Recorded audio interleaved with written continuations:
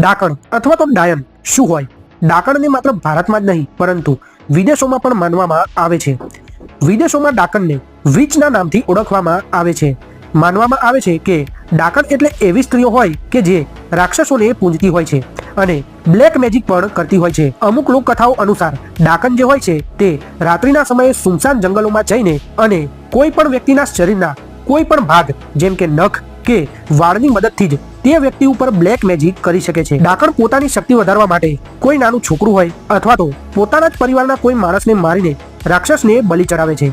માનવામાં આવે છે કે ડાકણની બધી જ શક્તિઓ તેના વાળમાં હોય છે અને તેના વાળની લટો હાથની જેમ જ કામ કરે છે. ભારતમાં ડાકણ વિશે એટલી બધી માન્યતાઓ હતી કે ઘણા બધા ગામડાઓમાં કોઈ નિર્દોષ સ્ત્રીને પણ બ્લેક મેજિક અથવા તો ડાકણ હોવાનો આરોપ લગાડીને તેને જીવંત જ સળગાવી દેવામાં આવતી હતી.